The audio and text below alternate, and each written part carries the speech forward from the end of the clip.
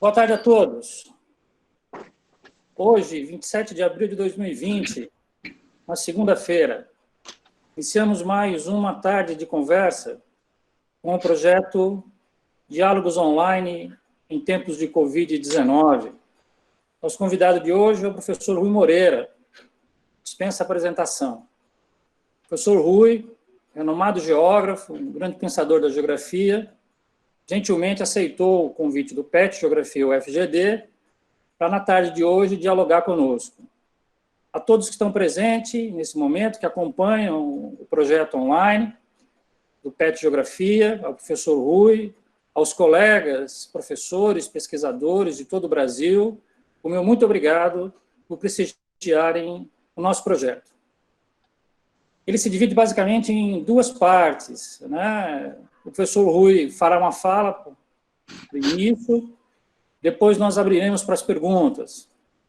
Pediria a vocês que escrevessem as perguntas no chat, para que eu possa, na medida da fala do professor Rui, gerenciar o conjunto de perguntas.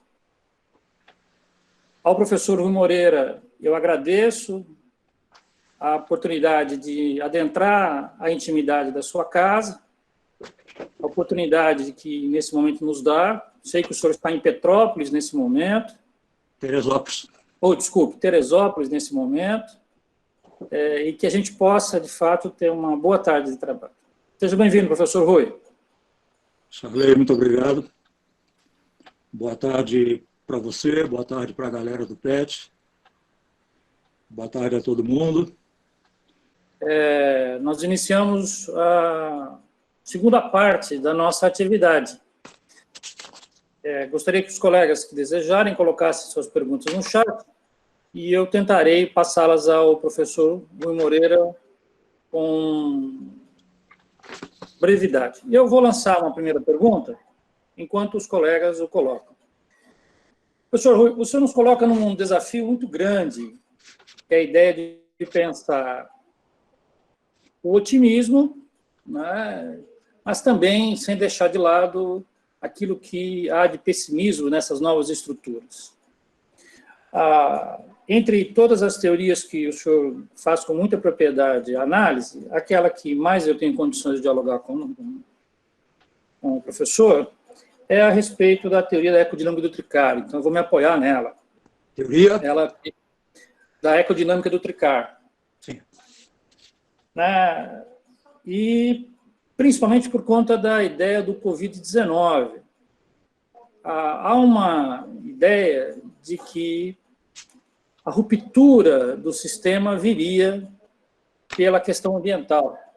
Há um colega, inclusive do Rio de Janeiro, que trata sobre isso, que é o Luiz Camargo, né? Um colega que fala sobre essa ideia da ruptura do meio ambiente e como que ela, de alguma maneira, traria uma desarticulação do sistema.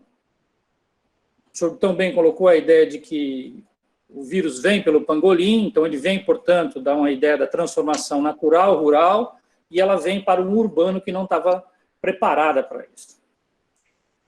Como é que o senhor vê esta ideia de ruptura vindo pela questão ambiental e como é que essas dinâmicas territoriais, né, são pegas, são, de fato, colocadas em xeque? E uma outra questão é como é que esses territórios tão distintos que nós vemos, a África, a Ásia, a Europa, a América do Sul, né, não estão ou estão pouco preparadas para lidar com essas. Gostaria de escutar um pouco o senhor sobre essa ideia de ruptura e a desestruturação do sistema. Então, Charley, você sabe que eu adoro o tricar.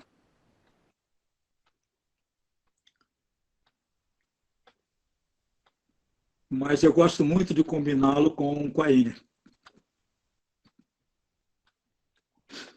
E eu tenho combinado bastante a ecodinâmica com o marxismo e geografia. Porque eu vejo muito de conexão. E começo por aí porque a conexão acaba também sendo com a pergunta que você acabou de nos fazer. O que diz a respeito dessa questão ambiental Quaine nesse livro dele? A de que vivemos hoje, naquilo que nós chamamos de questão ambiental, uma decorrência do que no passado foi a peça-chave da transição do feudalismo para o capitalismo, que é a acumulação primitiva.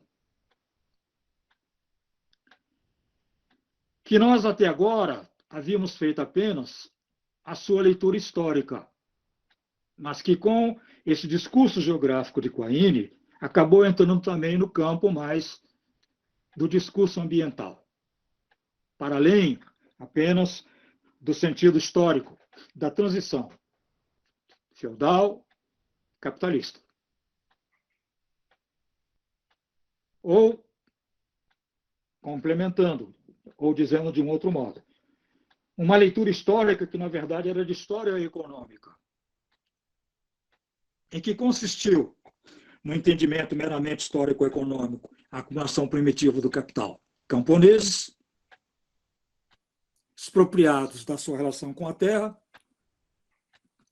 abrem para a possibilidade da terra virar de bem imóvel em bem móvel, então a terra se transformando em mercadoria, para que, a partir de ser mercadoria, pudesse ser transformada em meio de produção, também ele, um meio de produção de objeto de compra e venda, assim então a terra virando capital, de um lado, e do outro lado, esse campesinato despojado da terra, tendo que sair do seu território rural e ficar migrando entre áreas do território rural, mas em busca de, neste ambiente rural, vender aquilo que lhe sobrou de propriedade, que é a força de trabalho, ou migrando para levar sua força de trabalho para a cidade, aonde, em paralelo a tudo isso, estava havendo a industrialização, ou concomitante e combinado a tudo isso, estava havendo a industrialização, o surgimento e a multiplicação de fábricas modernas,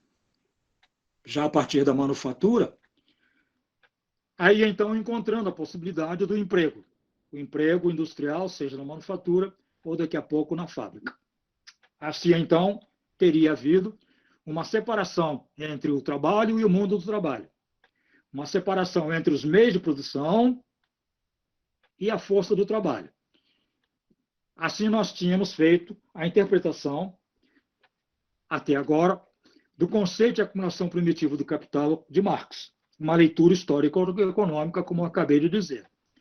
Quaine vai por aí, mas ele amplia. A escala da significação dessa transformação econômica, levando a questão da relação camponês, terra e capital, no sentido amplo da natureza como um todo.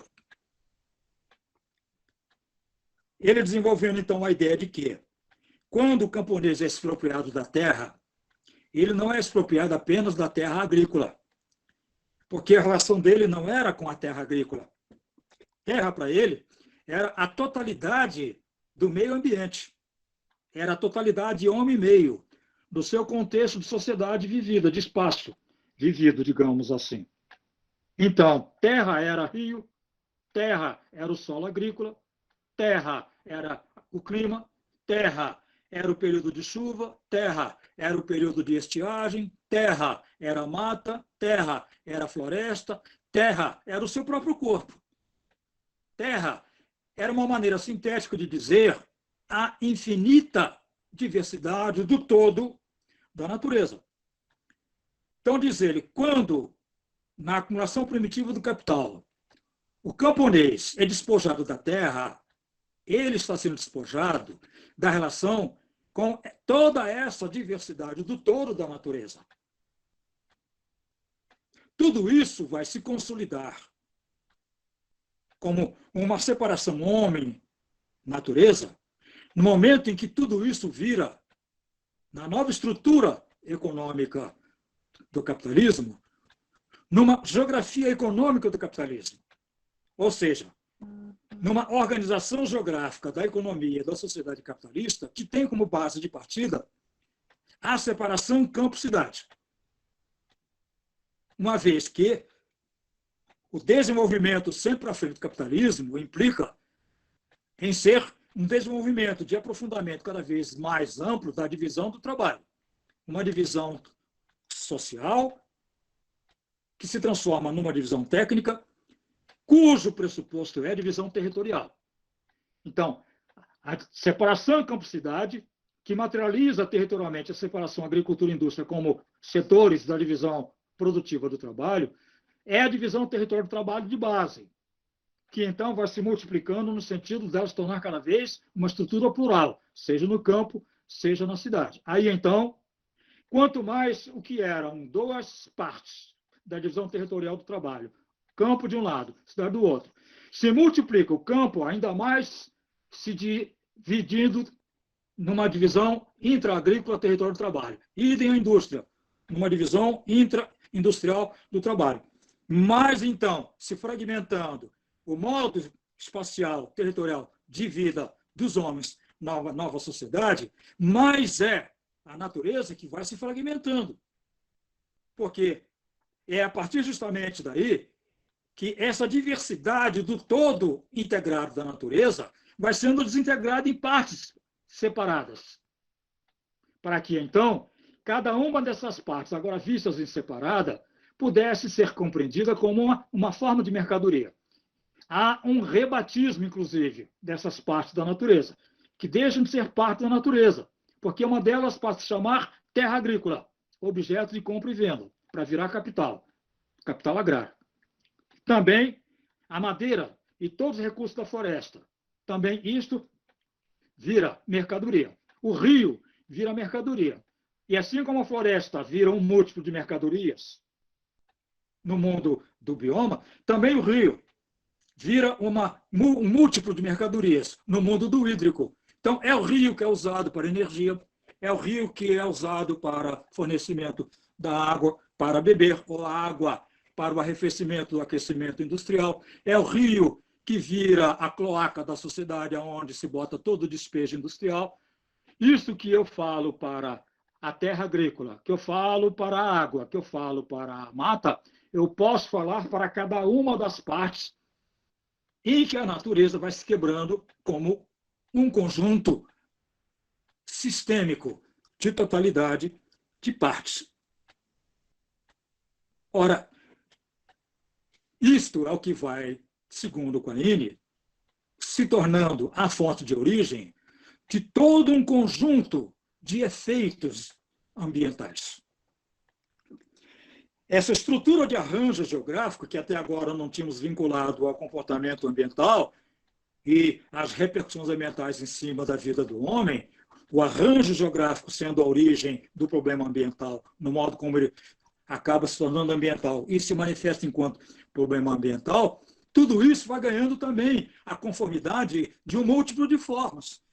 Então, é o rio que se torna água que não se pode beber, água impura. É a cidade que se torna uma morada que a cada chuvarada nova é um problema enorme de catástrofe urbana, ambiental urbana. Centenas de pessoas que perdem suas casas, seja por desmoronamento de encosta, seja por inundação do transbordamento do rio, algo que acontece na cidade também acontecendo no campo. São rios que transbordam, inundam as plantações, é uma devastação em cima da criação de animais, de gado, em cima das plantações e assim sucessivamente. Dentro deste tipo de leitura, é que muita gente hoje, e para além da geografia, vem fazendo também suas interpretações dessa sequência, Charley, de endemias e pandemias de vírus. Um fenômeno que, tal qual os problemas climáticos urbanos do Brasil e do mundo, que passam a acontecer a intervalos de tempo cada vez menores, também tem essa sucessão de acontecimentos de repetição a intervalos cada vez menores de tempo. Estou me referindo aos surtos de vírus que viram surtos de doença. Se nós pegarmos do ebola para cá, ou da AIDS para cá, e incluirmos o H1N1, e agora incluirmos o novo, por isso é novo, coronavírus, e dermos uma olhada nos intervalos de tempo dos acontecimentos, nós vamos perceber justamente isso. É como se fosse, então, um efeito, 2 séculos depois, daquilo que, na relação homem-meio, vem como subproduto da acumulação primitiva do capital. Por isso, é que este assunto, que até há pouco tempo era tido como coisa do passado, é justamente através da geografia, dos textos de Harvey, que acaba retomando a sua atualidade. Hoje, não há como se explicar qualquer fenômeno que seja fenômeno do mundo do capitalismo, do espaço social por nós vividos, dessa geografia social que é a nossa, que não se explique através, ou não seja passível de ser explicado através da teoria da acumulação primitiva do capital de Marx.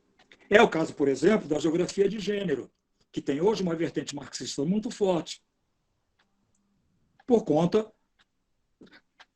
da visão marxista de Silva Federici, que explica toda a situação moderna da mulher, justamente a partir de como esta situação social moderna das mulheres é fruto deste passado recente, que é a acumulação primitiva do capital, que estaria por trás dos problemas ambientais, estaria por trás dos problemas sociais da mulher, estaria por trás dos problemas sociais étnicos, estaria por trás dos problemas sociais do homem, estaria por trás dos problemas do novo coronavírus, dos vírus como este nosso e da dificuldade de enfrentamento desses vírus, da solução para esses vírus.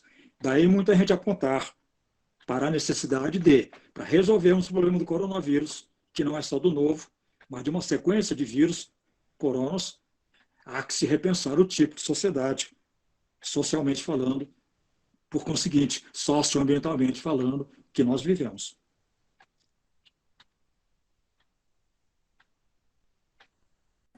Muito obrigado, professor Rui. Eu acho que ficou claro a ideia dessa relação homem-natureza tomar uma dimensão maior nessa condição pós-pandemia. Pois é. Faltou realçar que, quando eu falo de Quine, estou falando de Tricar, não é isso? Marxismo e geografia é todo inspirado em Tricar.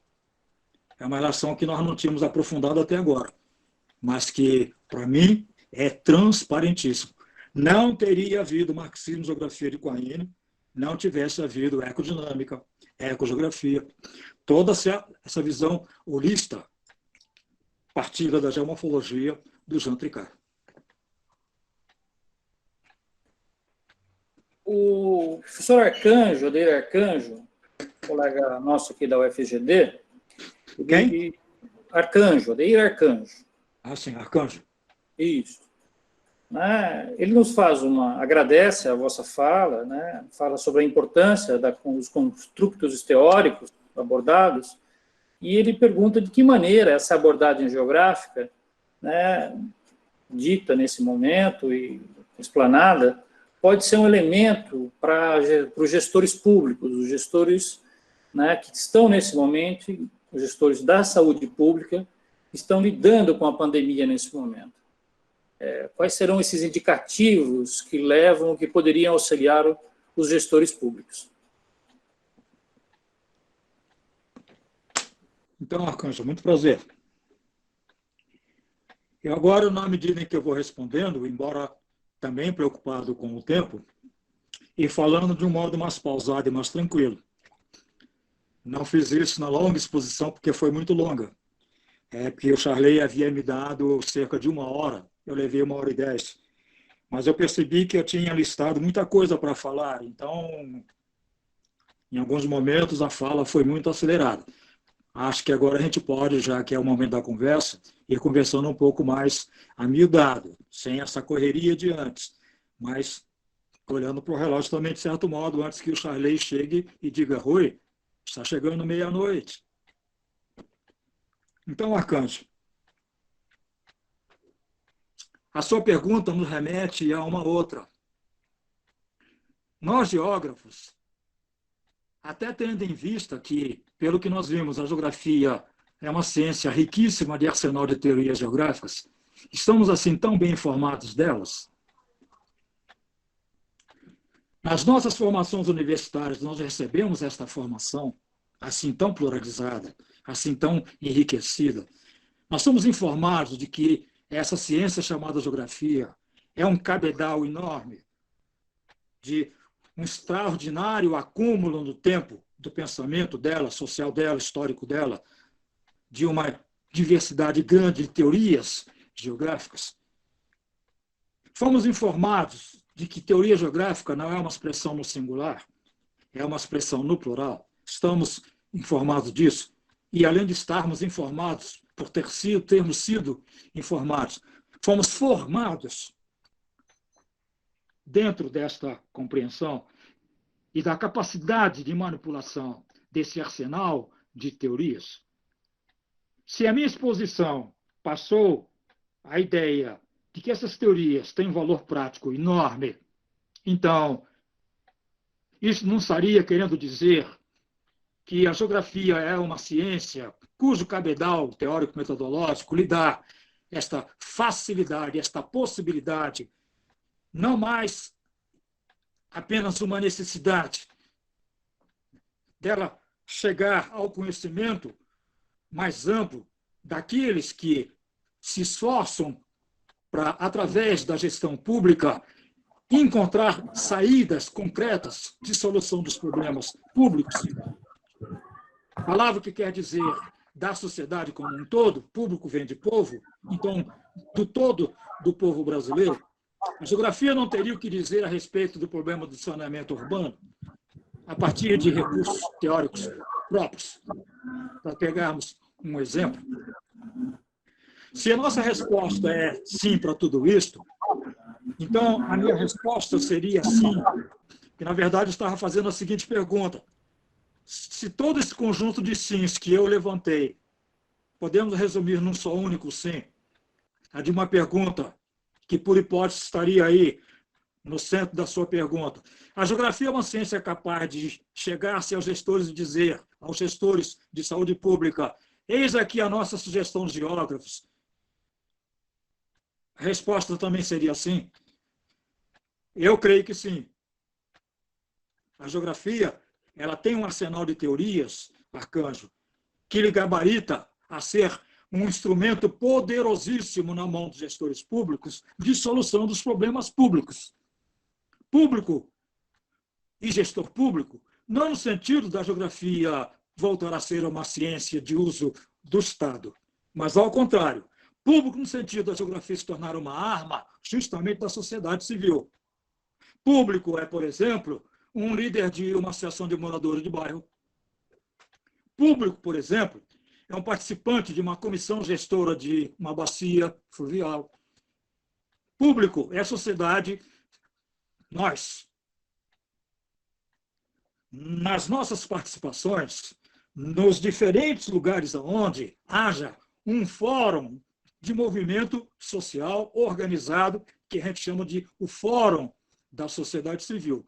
Público nesse sentido, na minha opção de leitura do conceito do público. Mas nada impedindo que público também seja no sentido de governadores, no sentido de prefeitos, no sentido de secretários. Não seria, para alguns, que é o meu caso, a referência do diálogo da interação da geografia com o gestor público. A minha opção está mais preferencialmente no outro campo. Mas seja como for, seja para um campo, seja para o outro, seja para qualquer campo, seja no sentido de uma pluralidade de campos sociais de ação da geografia, de gestores sociais, a minha resposta, se a sua pergunta fosse, Rui, à luz do que você falou, a geografia tem instrumentos suficientes para se tornar algo útil para os gestores sociais? A minha resposta é sim. E é um sim bastante crente, Arcanjo. Creio que sim.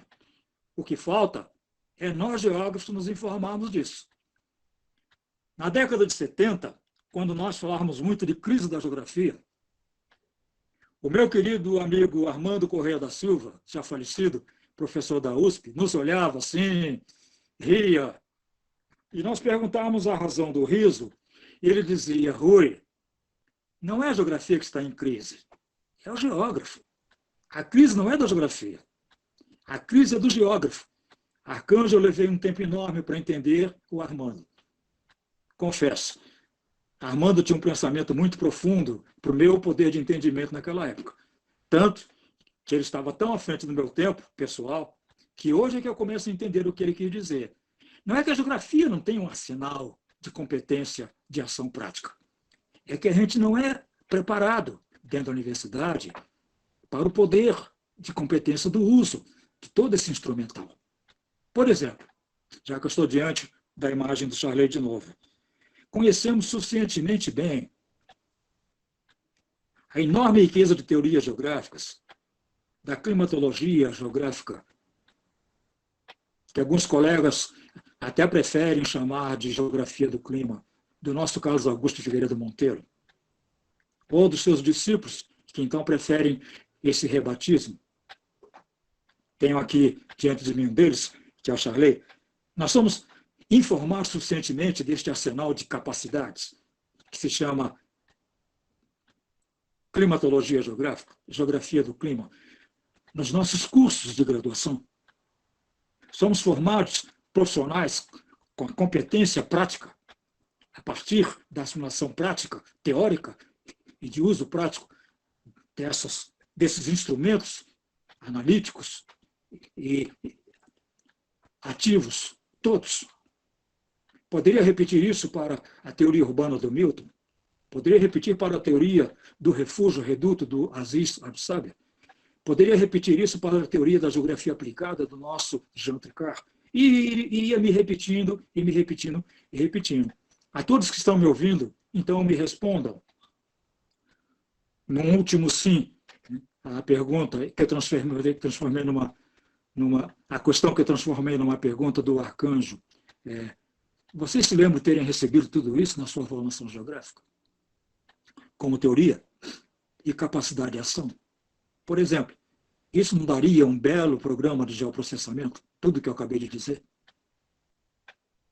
Isso não daria um bom instrumental de geotecnologias? Tudo isso que eu acabei de dizer?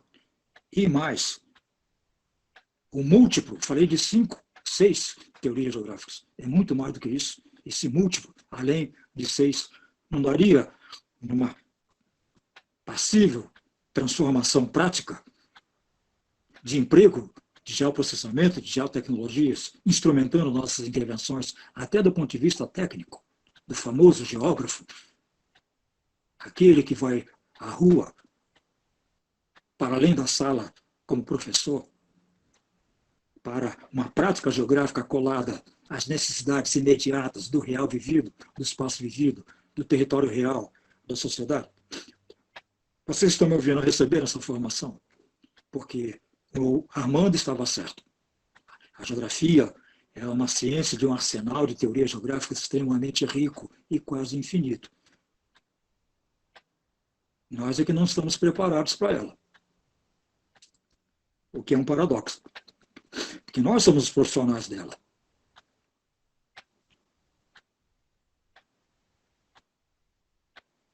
Professor, tem uma outra questão que se coloca, que é feita pelo Vitor Ferreira de Souza.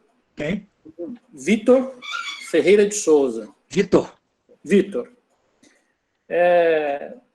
Ele faz uma explanação, principalmente no que diz respeito a algumas condições sobre as concorrência ou as brigas a respeito de equipamentos, né, pela China. Mas ele faz uma questão interessante, que é como é que o senhor vê a ideia do pós-pandemia da formação dos blocos econômicos, né? Ele fala sobre a União Europeia, mas eu vou expandir a questão dele para a ideia de formação de blocos. O senhor tem um texto interessante no qual fala sobre a ideia dessa formação de redes como elemento central para uma estrutura econômica de poder. Um texto que foi publicado, se não me falha a memória, em alguma revista da Unesp de Geografia, da Unesp de Presidente Prudente. Não vou me lembrar bem aonde que é o texto, mas eu me lembro desse texto. E como é que o senhor vê, nesse momento, que é o momento pós-pandemia, essas estruturas de formação de blocos? Ela permanecerá? Ela não existirá mais? Nós iremos caminhar para uma condição de nacionalismo extremo, onde que essa ideia de formação de redes e blocos econômicos não existirão mais? Vitor, eu iria para além dos blocos, eu iria para a globalização mesmo. Mas no sentido de uma outra globalização.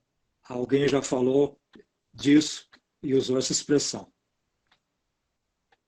Porque o que nós estamos vendo de dificuldades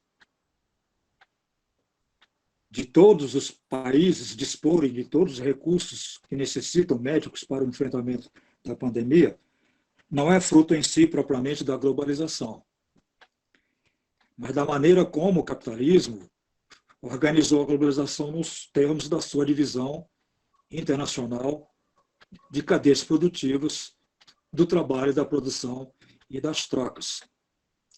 Porque, com isso, o que ele fez? Geograficamente pulverizou os países. Então, quero dizer os povos, mas não a si mesmo. Globalizado, na verdade, quem sempre esteve é o capital. Nós não estamos globalizados. Nós, no sentido do todo da humanidade, não usufruímos dos mesmos recursos que o mundo globalizado oferece aos povos. Quando certos bens chegam a nós no Brasil, já chegam defasados tecnologicamente de décadas. E aí, mesmo esses bens, pegando o exemplo do celular, do smart, ainda não chegou a todos.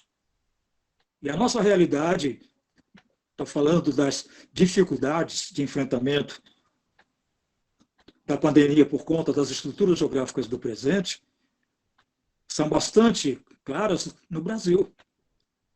Quando por pressão do Congresso, por sua vez, pressionado pelos partidos de esquerda, através do presidente da Câmara, impõe ao governo, ao executivo, essa política pública social, que hoje o executivo apresenta numa propaganda de televisão como sendo iniciativa sua, e aí, então, o superministro do Trabalho, da Economia, e o executivo resolvem arrumar, através de seus ministérios, neste formato em que R$600 chegam às pessoas através do uso do recurso do celular, isso virou um grande problema. Através do uso da internet, se cadastraram através de formulários presentes na comunicação via internet. Porque descobriu-se que, dentre a enorme quantidade dos invisíveis, que chega a 80% da população brasileira, e que a estatística até então escondia, há pelo menos uns 30% que nem acesso mesmo à internet tem, nem como saber mexer com os recursos que um celular oferece tem. Quando muito, alguns desses, quando tem celular, é aquele que não é o smart, é aquele no qual você não pode instalar um serviço de internet.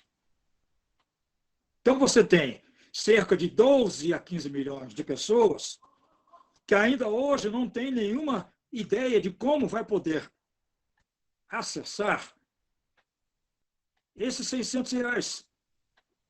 Caminhar no sentido de ter acesso a esses R$600. E veja, R$600, o que são R$600? Mas para quem está completamente sem dinheiro, para um mês, pelo menos, administrando do jeito que os pobres fazem, estão acostumados a administrar a miséria, é muito uma importância significativa.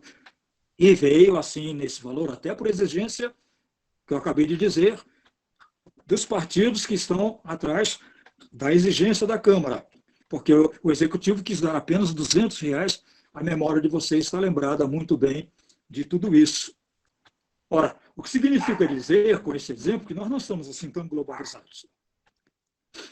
Então, quando a gente pensa em blocos, a gente pensa mais em termos de como é que os Estados nacionais vão se organizar nas suas regionalizações de articulações políticas. Blocos são blocos políticos, não são blocos culturais, não são blocos econômicos, não são blocos industriais, não são blocos financeiros. O Mercosul é um bloco econômico, mas em termos de ser um bloco, antes de tudo, político. A Europa do euro é uma Europa que é um bloco econômico, mas ainda hoje a economia nacional sobrevive, subsiste dentro da Europa do euro. A moeda tornou-se única para os participantes da Europa do euro, mas a indústria portuguesa é portuguesa, a indústria francesa é francesa, o idioma português é português, o idioma francês é francês, e assim sucessivamente. Então, isso caracteriza a Europa do euro. Sim, é um bloco econômico, mas, antes de mais nada, como um bloco político. O desejável, para além do bloco ou dos blocos, é que nós tivéssemos, então, mesmo na forma do arranjo via blocos, uma globalização em que, de fato, todos nós estaríamos globalizados, no sentido do acesso a tudo quanto a tecnologia, no ponto moderno a que chegou, nos oferece a todos nós, esses 7 bilhões de homens e mulheres do mundo, temos de possibilidade. Comida, com 3 refeições, como dizia o antigo candidato a presidente da República, 3 refeições para todos. Celular, na forma moderna do smart, para todos. A possibilidade dessa comunicação que estamos fazendo aqui para mais de 300, entre nós, mais de 300 colegas, para todos. Imagine um evento desse que nós estamos fazendo aqui, globalizado, em que o conhecimento de um é socializado entre outros, cada um de nós socializando o nosso conhecimento entre todos nós, isso tornando, então, algo que é um conhecimento socializado para os 7 bilhões de homens e mulheres do planeta Terra. O meu sonho é no tocante a esta globalização. Se ela vai se organizar para poder melhor se organizar em termos de blocos, por aí é que eu faria a leitura dos blocos. Mas se nós estamos falando de blocos em termos de Mercosul, Vitor, retomando então a sua pergunta, em termos de NAFTA, que já não mais existe, em termos do euro e assim sucessivamente, aí eu não sei se é esta a forma melhor da humanidade se organizar numa forma geográfica futura de organização, de configuração nova, de organização geográfica como modo de vida. Uma geografia que seja um ser-estar dos homens e das mulheres. Não sei se ela implicaria numa presença de nós nos organizarmos geograficamente em blocos. Mas, se for a melhor forma, que seja. Mas uma forma nova de organização de blocos. Blocos que não neguem uma forma nova de globalização. Uma globalização, por fim, superadora das limitações. Aqui, geograficamente, a maioria da humanidade ainda está inclusa. Falamos muito em exclusão social. Falamos muito em exclusão política. Falamos do Brasil de um país de exclusão social, de exclusão do poder. Mas existe uma exclusão que é tão forte quanto essas outras. Aliás, manifesta essas outras, até na medida em que dessas são formas de manifestação, que é a exclusão territorial, a exclusão social, a exclusão ambiental, dos benefícios de uma sociedade ambientalmente bem organizada.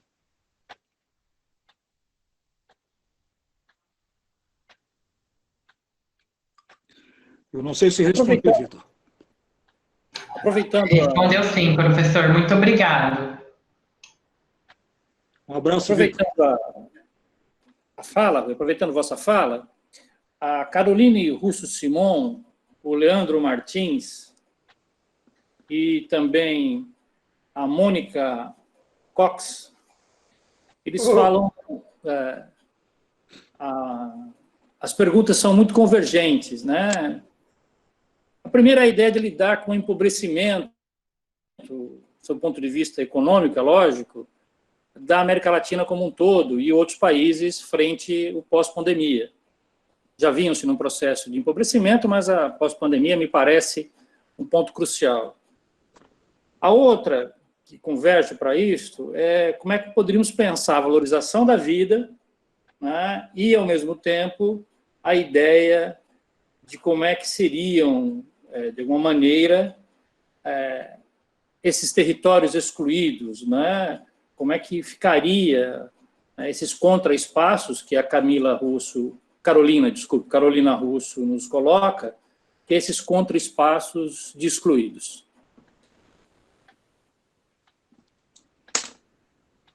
Prazer, Carolina, Leandro. E deixa eu lhe perguntar, Charley, a Mônica Cox está me ouvindo? Provavelmente sim, professor. Estou mandando um beijo saudoso para ela. Beijo, Mônica. Um abraço, Rui. Estou te ouvindo, sim. Isso. Beijo extensivo ao meu amigão. Joia. Uma alegria, viu? A gente está junto. Maravilha, maravilha, maravilha. Saudade, hein? Então, um dos pontos que eu listei do pós-pandemia, eu faço referência a como eu imagino que vai ficar a estrutura econômica, tanto empresarial quanto financeira, do mundo. E eu observava que uma das leis de evolução do capitalismo, que é a lei da evolução por sucessão de crises e recuperações, é exatamente aquela cujo efeito é a humanidade sair das crises no interior de uma contextualidade capitalista ainda mais desigualizadora, socialmente, ambientalmente, territorialmente, politicamente e todos os meios que a gente queira a mais acrescentar. Porque a origem da desigualdade social e nesse nível de empobrecimento da América Latina a que vocês se referem, deriva exatamente dessa concentração monopolista das empresas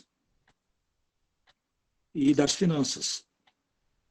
Um exemplo bem brasileiro nosso é essa relação que a gente sabe que existe, mas a qual a gente nem sempre vai, que há entre a desigual distribuição de renda nacional e a desigual distribuição da terra no campo.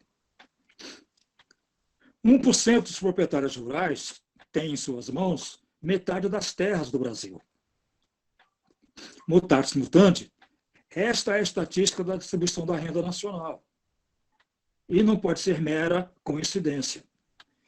Até porque esse monopolismo fundiário do campo se reproduz no monopolismo fundiário da cidade. E esse monopolismo fundiário de lá e de cá se reproduz no monopolismo do capital bancário, que se reproduz no monopolismo das indústrias, que se reproduz no monopolismo e assim sucessivamente. Cada ramo da vida econômica e social do país é um ramo de fortíssima concentração.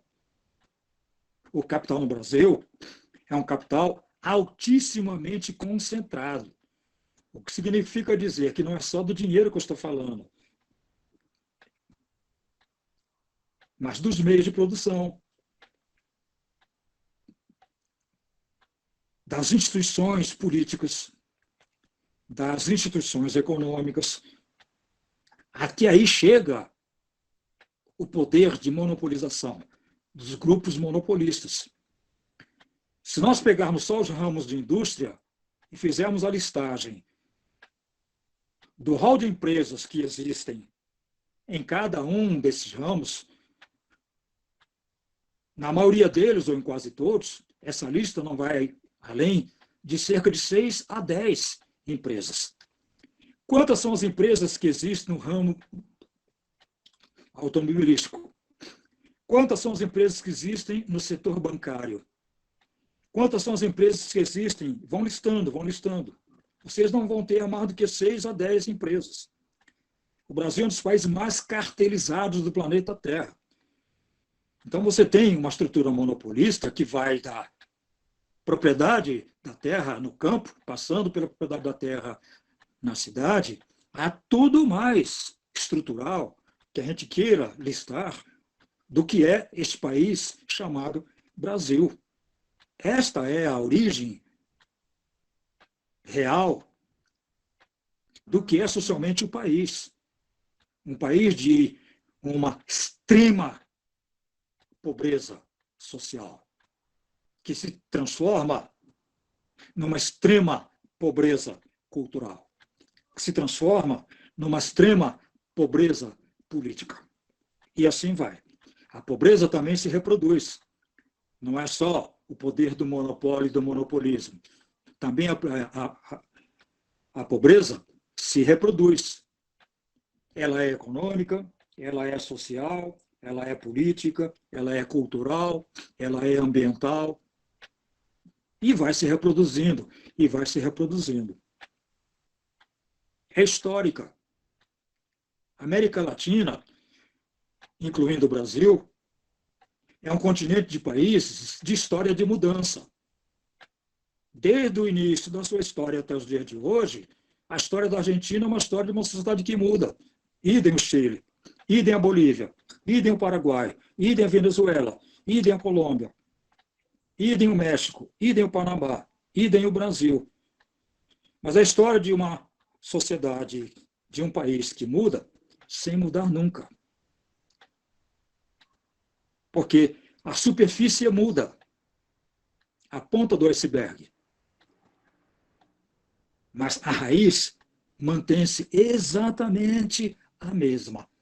A raiz fundiária, rural e urbana, a raiz industrial, a raiz financeira. Nessa, a história não toca, nem de leve. Então, a história da pobreza é uma história de uma pobreza que, além de ser alta, tende a tornar-se sucessiva e ciclicamente alta. E uma das tendências que eu listei, das 9, do pós-pandemia, é um agravamento ainda maior dessa pobreza. Esses R$600 que estão chegando do poder público, evitei dizer do Estado, estou falando do poder público, do povo, mas manipulado por essas elites monopolistas. Esses R$600 que estão sendo transferidos para o povo, isso significa, daqui a pouco, aumento de tributos. E quem vai pagar tudo isso, porque não existe almoço de graça, já se disse, é o povo. Este povo que não tem recurso para pagar nada. Mas é este povo que vai ter que pagar tudo isto. Porque não são esses monopolistas, não são os banqueiros, não são os industriais. Não é esta indústria nacional restabelecida que é monopolista. Não é esse comércio nacional restabelecido que é monopolista. Não é esse Estado nacional estabelecido que é um poder monopolizado.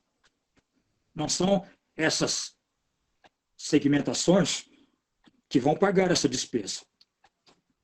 Nós é que vamos pagar essa despesa com arroxo salarial, com a reforma fiscal, com a reforma administrativa, que já são projetos que estão lá no Congresso. Aqui, Guedes sempre faz questão de lembrar a elite. Muito bem, estamos gastando dinheiro aí social, antecipando, exatamente para evitar que o mínimo de estrutura do sistema econômico se mantenha. Para que, mantida este mínimo de estrutura econômica, então, daqui a 2, 3 meses, haja condição de uma retomada de arranco com o mínimo de dificuldade possível. Que é por aí que eles estão lendo esses R$ 600. Não estão fazendo esses R$ 600 porque estão preocupados com o problema social. Mas porque o social vai se traduzir exatamente na medida em que ele se agrave, numa desmontagem até a raiz mais profunda do que é o sistema econômico. Então, qual é a política, na verdade, desses caras com os R$ 600? Manter o sistema brasileiro existente, minimamente existindo, no mínimo da sua base de existência. Porque a partir daí, então, que pode se reacelerar a retomada do crescimento econômico. Mas acrescenta ele. Desde que? Aí vem um desde que. Se faça a reforma fiscal, se faça a reforma federativa, se faça a reforma administrativa, que se adicione a um elenco de reformas que começou com a reforma da legislação do trabalho, tornando a precarização e o precariado uma situação social legalizada, juridicamente legalizada. O trabalho precarizado como coisa legalizada. Aí depois vem a reforma da Previdência, que aumenta ainda mais as dificuldades sociais de vida do povo brasileiro, porque retira direitos sociais, que já eram poucos, na sua forma monetária, desta imensa maioria do Brasil, que é o povo brasileiro. E é este povo que vai ter que pagar por esses R$ 600. É este povo que vai ter que pagar por esse desemprego reduzido a 25%, ou a 50%, ou a 70%, que significa dizer 25% não do total de empregos, 50% no total de empregos, é assim, mas do custo das empresas. Inclusive empresas que, sendo pequenas e médias, nem vão conseguir suportar tudo isso, porque uma das consequências dessa lei de evolução por crise e recuperação é uma intensificação ainda mais do monopolismo. A história de uma sociedade que é a de uma sociedade de monopólios vai sair dessa pandemia numa situação estrutural ainda mais monopolizada. Então, resumindo, se queremos valorização da vida, ela vai ficar ainda mais desvalorizada, porque não há como valorizar essa vida quando ela é socialmente desvalorizada. Não existe valorização da vida no mundo de miséria econômica, no mundo de miséria social, no mundo de miséria política, no mundo de miséria cultural. A grande pergunta é, já que uma outra tendência que eu listei é de uma repolarização e redefinição dos termos das lutas sociais e dos movimentos sociais, é como, então, essa massa toda miserabilizada, que vai ter a sua situação miserável ainda mais agravada, vai reagir diante de tudo isto.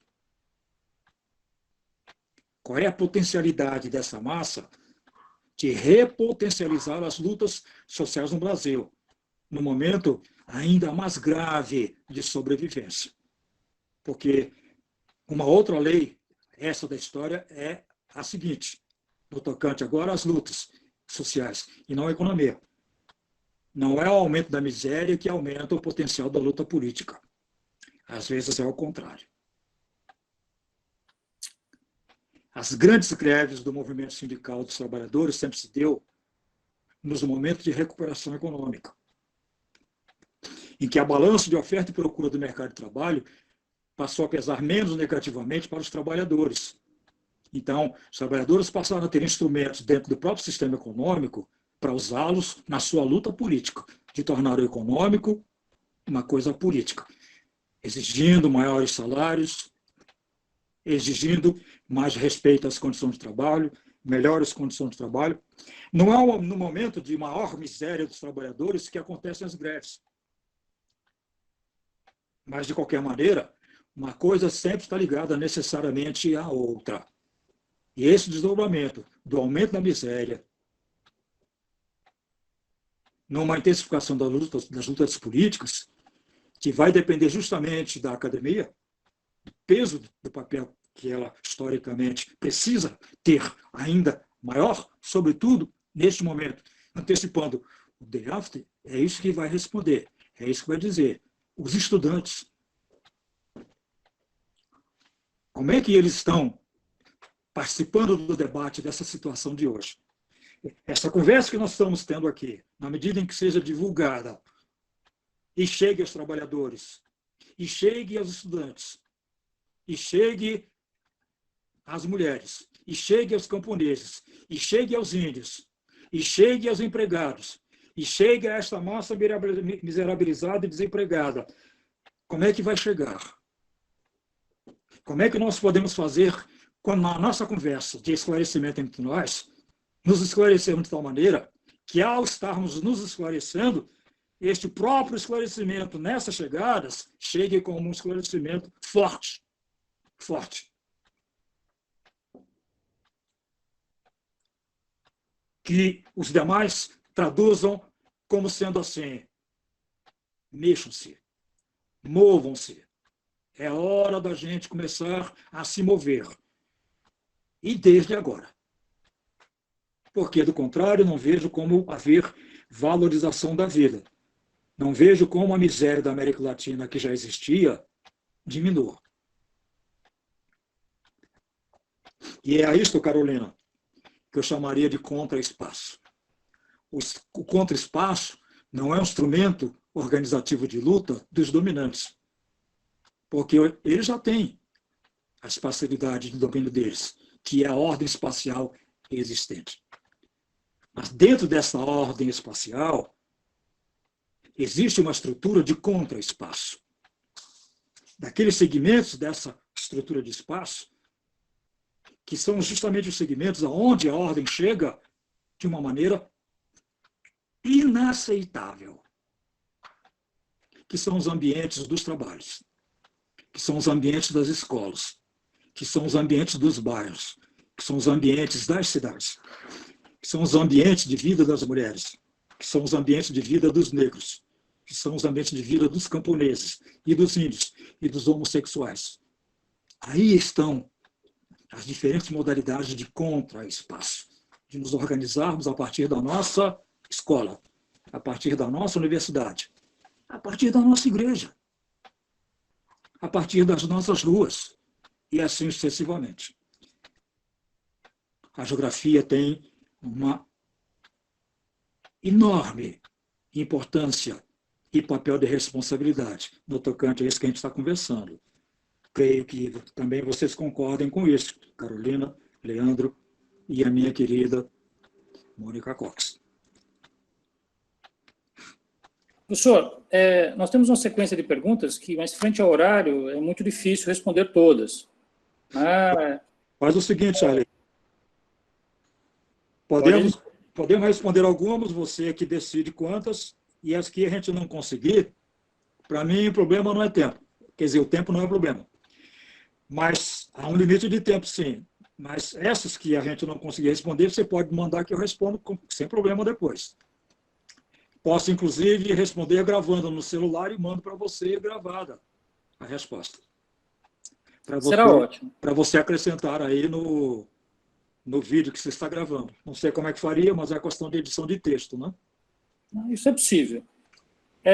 Há uma última questão que é em bloco, que é do José Antônio, do Igor Cirilo e da Luciana Araújo. É uma questão que envolve a ideia de Estado Nacional, Estado e planejamento, a ideia da racionalidade da burguesia brasileira e, ao mesmo tempo, esses movimentos de resistência dentro do contraespaço.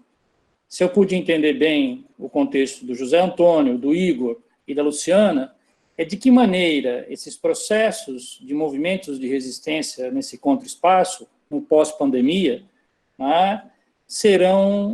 acontecerão frente à ideia da racionalidade burguesa brasileira e, ao mesmo tempo, essa nova forma de renascimento do Estado Nacional. É um elenco de questões, não é isso? Eu vou partir do ponto terceiro, que é a burguesia brasileira. Eu não sei se vocês concordariam comigo, José, Igor e Luciano. Mas a tal burguesia brasileira é esta da qual a gente está falando esse tempo todo. É uma burguesia que há muito tempo optou por ser burguesia e não brasileira. Mas que, é claro, não abdica, não abre mão de ser brasileira no sentido de ela ter a hegemonia do Estado brasileiro, do território brasileiro, da cidade brasileira, do campo brasileiro, da realidade ambiental brasileira, como gestora de tudo isso. Para que, como gestora, gestione nos termos do interesse dela. Com isso, eu estou querendo dizer que não existe uma burguesia brasileira no sentido de antagonista de uma burguesia que não seja brasileira. É claro que não estou negando a existência do imperialismo. Nós somos um país imperializado, não imperial, imperializado. Mas o conceito de imperialismo com o qual nós temos operado talvez não corresponda à realidade do que seja, de fato, o imperialismo. Não é uma relação do de fora com o de dentro. É uma relação internacionalizada, em que a burguesia nacional brasileira faz parte de um contexto de burguesia internacional.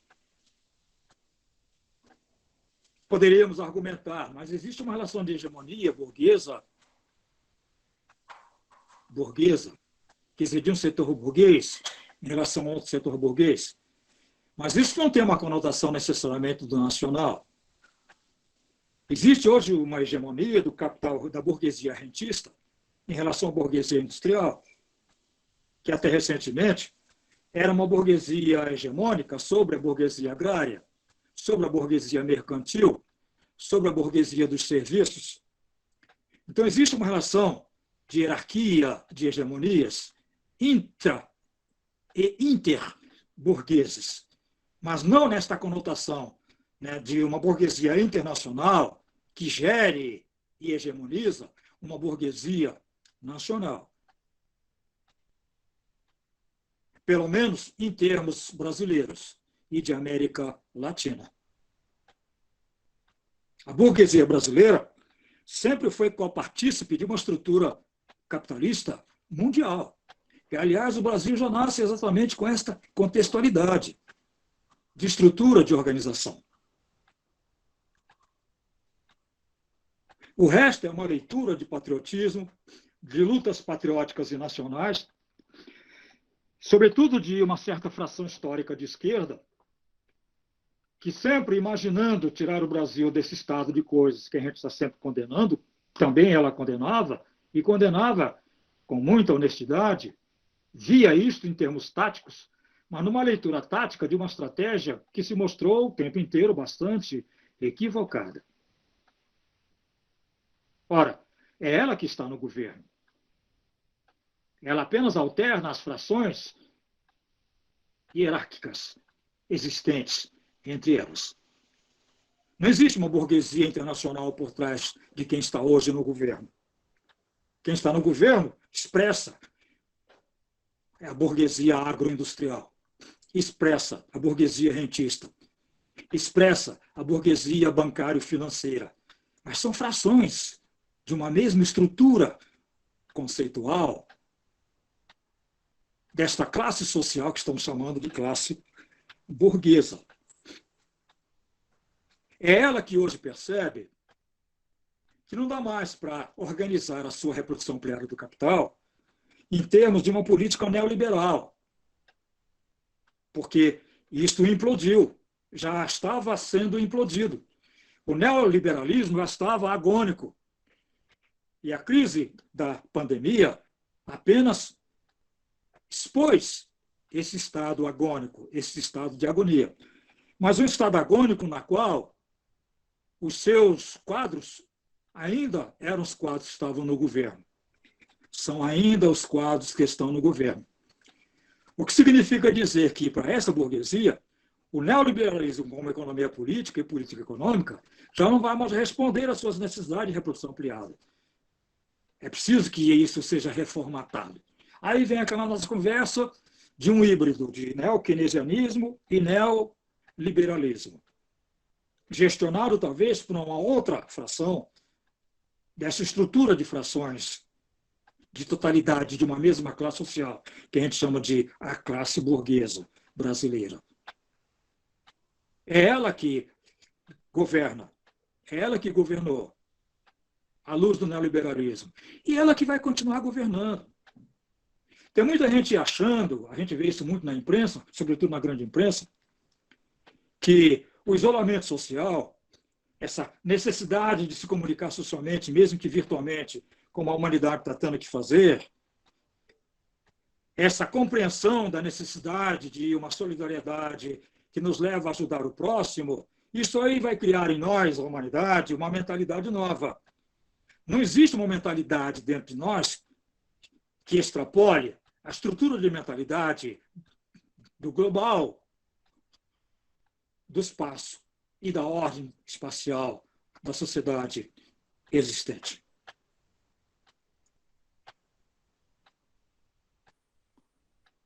Porque é a ideologia burguesa que vai se reciclando, e que vai se reciclando, e que vai se reciclando, e se reformatando do ponto de vista do formato administrativo do Estado, do formato organizativo da produção, do formato estruturante do trabalho, do formato interativo, interatuante das trocas do mercado, e assim sucessivamente. É isto o Estado Nacional, hoje. E é isto o Estado Nacional de daqui a pouco. O nacional como sendo o nacional, não de uma burguesia nacional, antagonista de uma estrutura de uma burguesia dominante internacional. Eu comecei por aí porque, então, o planejamento vai ser apenas um detalhe disso. A renacionalização do Estado Nacional vai ser um detalhe, um formato disso. Só não vai ser, necessariamente, um detalhe de formato, do novo formato disso, forma nova, como as coisas geograficamente configurar-se-ão. A parte da pergunta de vocês referente à resistência. Mas eu não sei se eu gosto muito da palavra resistência. A resistência significa um pouco, ou em muito, ou às vezes inteiramente, uma certa outra forma de dizermos uma ação para trás, e não uma ação para frente. É claro que a resistência pode ter um significado tático, de percebermos que não é o momento ainda deste avançar para frente. Então, já se disse isso, né? 2 passos para trás para se poder dar um passo para frente. Mas, pelo menos, vai se avançando para frente. Né? Não se fica recuando só 2 passos para trás. Né? Mas eu preferia dizer que resistência, para mim, é sinônimo de ação. E o contraespaço é exatamente uma prática de geografia da ação e não de geografia da resistência. Mas é um assunto bom, até pelo sentido polissêmico dessas palavras, para servir de matéria da nossa conversa. São modos distintos de ver. De qualquer maneira, acho que na maneira de vocês perguntarem e na minha maneira de responder, estamos pensando exatamente a mesma coisa. Há um pós, um day after. E esse day after já levanta desde agora uma questão de contraespaço. Uma vez que a ordem espacial vai se reformatar para se manter como ordem,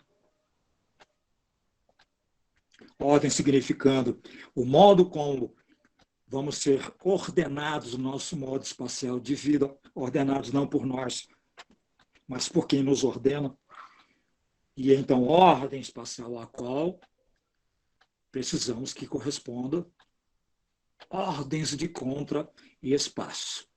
E aí, neste contra-espaço, vai aparecer a questão da resistência, a questão da ação, em outras palavras, a questão do movimento. Não sei se eu respondi a vocês também, José, Igor, Luciana. Professor Rui, esse momento final da nossa atividade, eu lhe pediria algumas palavras para uma geração de geógrafos que estão nos escutando e a indicação de um livro, ou dois que desejar, que considere importante nesse momento de leitura. Pode até mesmo ser a indicação de um livro de vossa biblioteca, né, já que estamos na sua intimidade aí na sua casa. Fique à vontade para as palavras finais. Antes de mais nada, saudação. Aqui em Teresópolis só com vinho. Aqui é muito frio. Foi muito bom ter conversado com vocês. Agradeço muito, Charley. É um privilégio você me abrir para esse programa de vocês, organizado por vocês do PET. Muito obrigado aí, a companheirada toda do PET.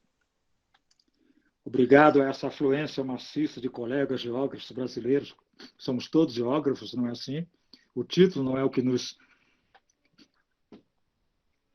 identifica, e sim a nossa condição de uma comunidade do mundo da geografia, da reflexão via geografia sobre a necessidade de transformação deste mundo. Fico muito grato, né, com essa afluência maciça de todos vocês. Vamos fazer de contas que nós estamos ao vivo e a cores, então tenhamos a possibilidade de, ao terminarmos e sairmos, trocarmos abraços. Sintam-se todos vocês fisicamente abraçados. Sintam-se vocês, meus amigos e minhas amigas, também beijados muito fraternalmente por este amigo fraterno, esse irmão de vocês. Eu espero que esse monte de coisas que a gente foi elencando nessa nossa conversa de propósito seja aquele manancial que, chegado a vocês, sirva a vocês, para vocês irem usando como uma massa crítica de reflexão a respeito do que é geografia, do papel da geografia, da importância da geografia, de estarmos fazendo geografia, de sermos a comunidade da geografia. E se vocês querem a indicação de um livro, já que estamos todos em quarentena, sugiro a vocês aquele livro que, quando eu abro o meu coração, a capa é a primeira coisa que aparece. Porque não existe para mim um livro mais geográfico, um livro que mais expresse a importância da geografia no discurso a respeito de um mundo outro que não esse que nós vivemos, e que melhor expressa o tipo de visão crítica e de esperança de uma sociedade que a gente deseja que seja, de fato, para nós, homens e mulheres, e não para o capital, que é O Grande Sertão Veredas. Esse romance extraordinário da literatura brasileira, pelo qual nós aprendemos o que é o homem, o que é o espaço, o que é a geografia, o que é o mundo, o que é o Brasil, o que é a necessidade de sermos solidários uns com os outros, não nessa forma farisaica de solidariedade que a imprensa está querendo oferecer como esperança diante da crise da pandemia, de sermos o que nós seremos no Day After, porque é exatamente o livro no qual você lê um mundo que fala de tudo, porque está falando justamente de você. Grande Sertão Veredas, esse romance brasileiro extraordinário, deste brasileiro extraordinário que não morreu, apenas fisicamente, João Guimarães Rosa. E se vocês quiserem mais lista, acrescentem Vidas Secas, acrescentem O Tempo e o Vento. Este é um momento extraordinário. A geografia tem com a literatura uma relação de simbiose esplêndida e extraordinária. Cada romance que fala verdadeiramente do Brasil está falando dele geograficamente.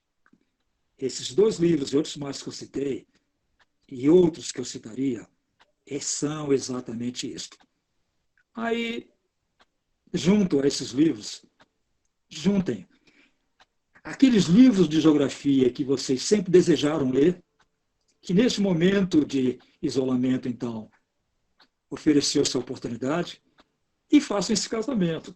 Aí leiam Carlos Augusto Figueiredo Monteiro, leiam Aziz Absaber, leiam Armando Corrêa da Silva, leiam Berta Becker, leiam Milton Santos. Olha, vocês não vão parar de ler. Charley. E leiam Rui Moreira também. Né? Acho que isto é importante a gente frisar aqui. Temos clareza, Rui, da grandeza da sua produção bibliográfica no Brasil e fora dele, e o quanto a sua obra ajudou a construir uma geração de geógrafos. Tenho clareza disso. Eu fico grato. Então, para vocês, Charley, para vocês todos, vai aí o meu coração. Muito obrigado, Rui. Nós chegamos ao final de mais uma edição de Diálogos Online em tempos de Covid-19. Tivemos conosco o professor Rui Moreira, tivemos a oportunidade de escutá-lo e dialogar com ele nesse dia de hoje. Deixo aqui aberto já o convite para a semana que vem. Nós receberemos o professor Eliseu Espósito, também um colega que aceitou ficar conosco durante um período dialogando sobre geografia e a experiência dele na construção da sua obra. Rui, um grande abraço, um bom descanso. Agradeço a todos que ficaram até agora conosco. E até a semana que vem. Um grande abraço. Beijos e cuidem-se. Fiquem em casa. Cuidem-se.